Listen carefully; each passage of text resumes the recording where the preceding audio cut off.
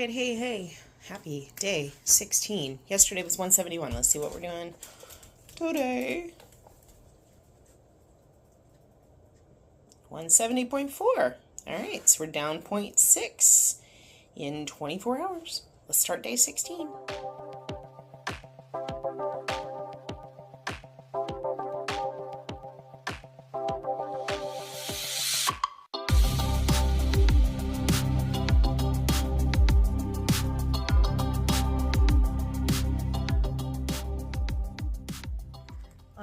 Good morning. It is about 6:40 and I just made breakfast, and I also am in the process of making lunch. So breakfast is 4 large eggs scrambled in a tablespoon and a half of butter. So here's the thing. The last couple of days I've kind of been having really strong hankerings for eggs, and so I feel like for something as benign as eggs, which are undoubtedly one of the most nutritionally dense foods that you can buy, I feel like it's my body's way of telling me that it's needing that perfect balance of fat and protein and everything. So I was like, you know what, I'm not even going to push myself to fast today. I want eggs. I'm having eggs. So right now I have 4 large eggs with a tablespoon and a half of butter and salt and pepper. And that's it. But this is my favorite. My favorite way to eat eggs is just scrambled with a whole ton of butter. It's my favorite thing. So I'm going to go and eat this, have another cup of coffee. Okay, so I came home a little early. This is going to be my lunch. So to explain what this is, I have 2 slices of this Gouda cheese that I sliced each one into thirds to make 6. So each slice is 60 calories, 4.5 grams of fat, 0 carbs, 4 grams of protein. So just double this. And then I have 6 slices of this Black Forest ham. And here are the macros for this. So I have 2 servings of this also, since it's 3 slices per serving. 70 calories, 2.5 grams of fat, 1 carb, 10 grams of protein. Yes, there's dextrose. No, I don't care. All right, so kind of have these little, it's hot outside, y'all. So things like this sometimes just sound really good. So I'm going to snack on this as my lunch. I may come up with something to go with it, but for right now, this is what I'm doing. All right, also knocking out a little bit of leftover broccoli. This is broccoli with some cream cheese and lots of bacon, and it is delicious. So a little bit of fat, a couple carbs. I ain't sweat. Okay, this is Karen's PSA for anyone considering traveling to or moving to Charleston. It has officially reached disrespectful AF degrees outside. The shade doesn't help. The breeze doesn't help. It just feels like a blow dryer. We're only in the middle of May, if that's any indication of what it's going to be like as we get through the summer. If you're planning on visiting the fall, which is like second summer, is probably the better bet, or winter. If you were coming in July or August, be prepared to be miserable a little bit and have trouble breathing. Susan, I know that we're hanging out over July 4th. We need to definitely decide on a place that has really good air conditioning. And I want you to go ahead and just prepare yourself for the fact that the air is thick and moist, and it is going to be a little bit miserable. So dress accordingly, because summers in Charleston are brutal. So there's that. That's a brief PSA. Okay. And just understand, this is not unusual. This is typical. This is just the norm for here. This is not only now. So if you move here, you will hate it. There you go. I was supposed to get eggs at the grocery store. Now I'm in panic mode because I only have 15 left. Is anyone else neurotic like this? 15 is not enough. I'm freaking out a little bit. All right, guys. Welcome back. It is still Tuesday, May 16th. And so right now, smack in the middle of my vlog, I want to include something surprisingly, in the year or so that I've had this channel, I have not made a video about this, and I plan on making a separate one about this as well, but it came up in the may I get to know you questions, so I figured this is a good time right here smack in the middle of the month to go ahead and address it. So we are going to talk about net carbs versus total carbs, and this is something that is a constant discussion in the low carb, ketovore, carnivore space. And it's something that I think everybody kind of makes their own determination about. And depending on who you listen to, you'll have one expert say this and one expert say that. And it's really difficult to know where to go with that and who to trust and which route to go for yourself. So I figured I would just kind of tell you what my personal take has been on this throughout my journey living a ketogenic lifestyle, in hopes that it might give you a little bit of encouragement in one direction or another, or answer some questions you might have. If you have additional questions about this, drop them in the comments and I will do my best to answer them if it's something that I don't address here in the video. So essentially, your total carbs, if you're reading a nutrition label, it will say total carbs.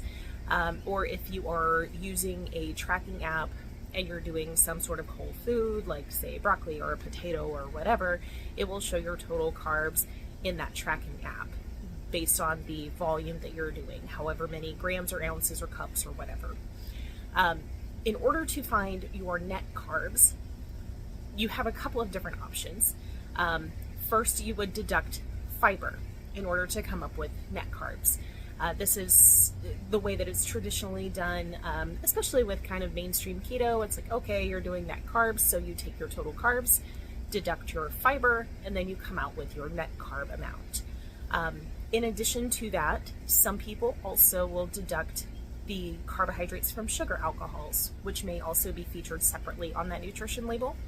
So for instance, if they're using erythritol or stevia or something like that, or if it just says sugar alcohol on that label, it will give you a value and you can deduct that number as well for some people. I have changed my take on this a couple of times over the course of my journey. I think that for a lot of people, when they first come to a ketogenic lifestyle from the standard American diet, I think net carbs can be super helpful. And I think that it can work really well for a while until it doesn't. The reason for that is, particularly when you are transitioning to a very low carbohydrate diet, it is a shock.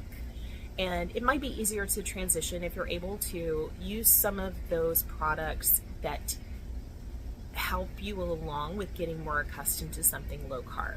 So that might be some of the low carb breads or wraps, or even using some of the, like the bars or the chips and things made by Quest. Those might be things that you can use in the start of your journey to kind of get you acclimated towards a more traditional and clean ketogenic diet. In the beginning, for probably the first year and a half or so that I was doing a ketogenic diet, I followed net carbs. When I first started, I was doing about 30 net carbs a day, and I really did extremely well for a very good amount of time with doing net carbs.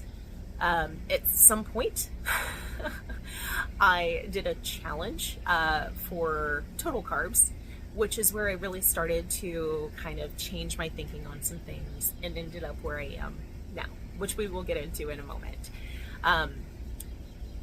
Basically, I think that for a lot of people, again, when you're first starting out, the net carbs can be a nice way to transition from a standard American diet to a keto diet or a low carb diet, especially for the first few weeks.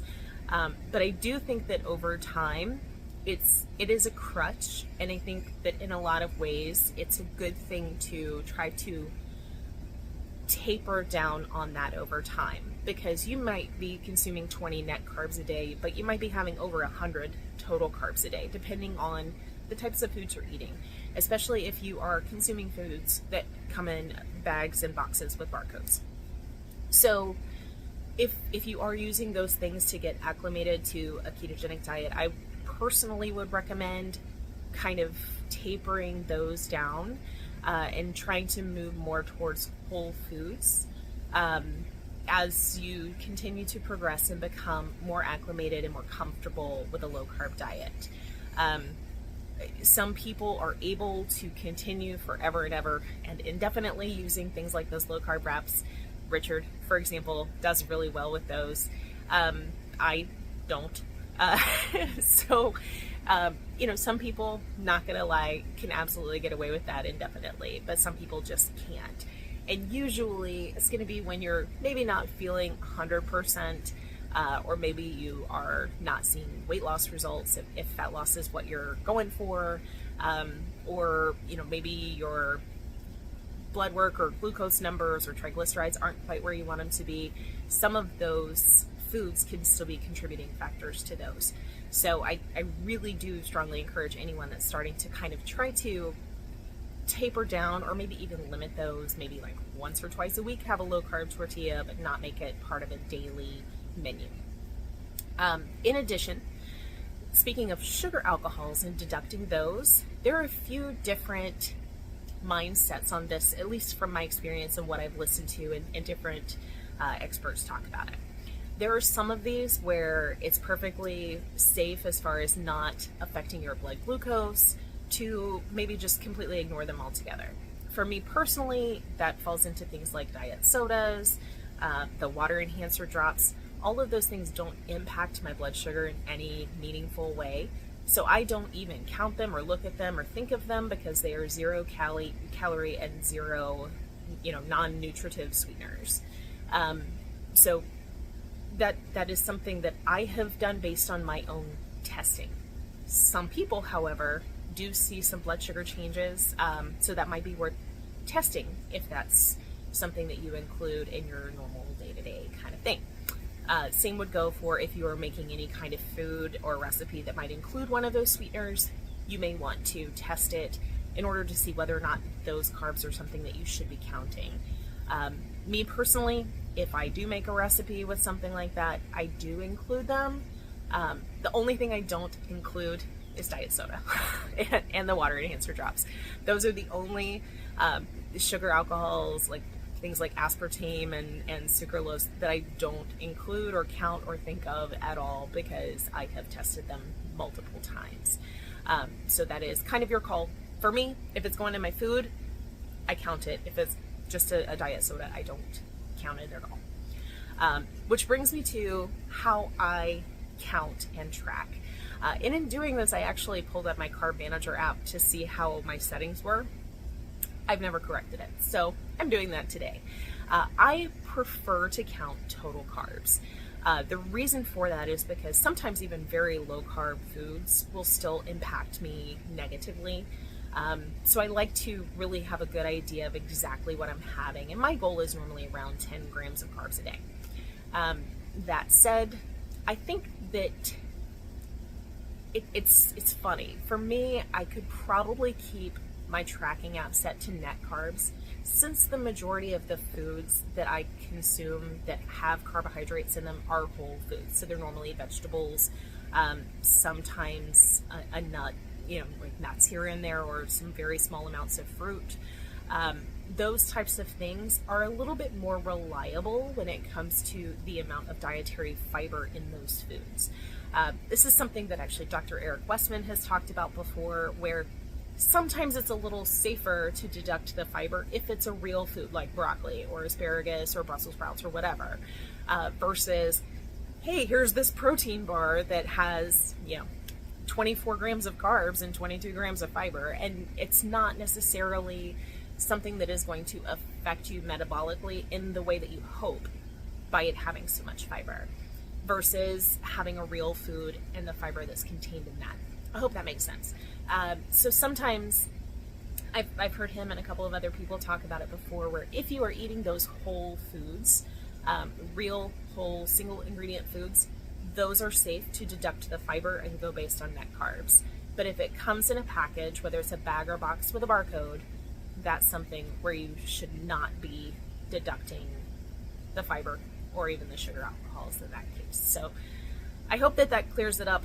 For me personally, I just really overall count total carbs. I feel like that's easiest for me.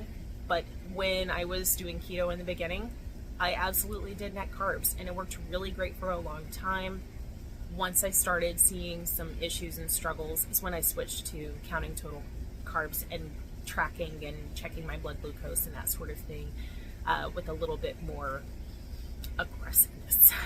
So I hope that makes sense. If I missed something or if I made something a little too confusing, again, please drop a comment and let me know, and I would be happy to answer any additional questions in the comments. And I do plan on trying to make a whole separate, maybe better organized with some notes, video on this at a later time. But this came up, a couple people asked questions about it, so I wanted to address it real quick before we get too far into the month. So that said, I have changed my Carb Manager app back to tracking total carbs.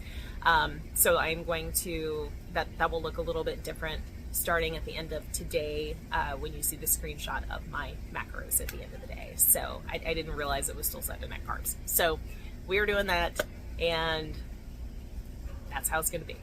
So this is your little middle of the video blip, and then we will get back to our regular programming, which should be around dinner time. So I will see you guys then. And also, before I forget, thank you so much to everybody who has been sending messages and commenting, hoping that I'm feeling better. I woke up today feeling totally back to normal. So I'm not sure what was going on the last couple of days with feeling so kind of tired and just dragging. But I feel a lot better today, pretty much back to normal. So I don't know what was going on, but I'm happy to be back. But thank you guys for all your kind words and your messages. I really appreciate it. So I will see y'all at dinner time. Hang in there. Hello, Iris, darling. I was coming out to film myself, but you're so stinking cute that I have to say hello to you. Someone tried to steal our community cat the other day. Look at how pretty you are. Iris, darling. Sweet pea. Okay, just wanted to show you what my dinner is, but of course I was distracted by the cat. She is a community cat. She is not ours. We do not own her. No one does. So, yeah. We have one neighbor that takes her once a year to the vet to get all of her vaccines.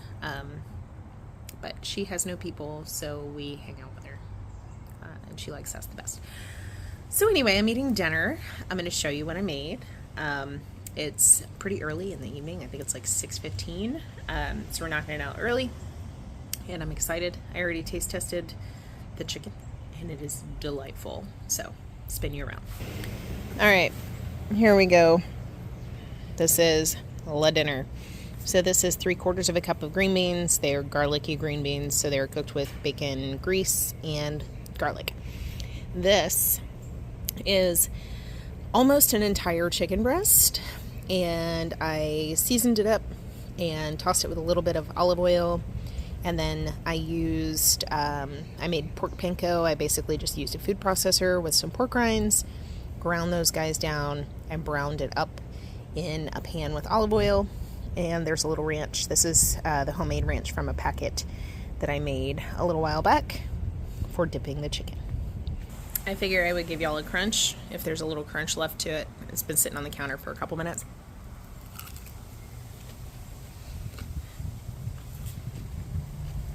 Dude. It's like chicken cutlets. It's so good. Okay, I'm gonna go eat. Bye.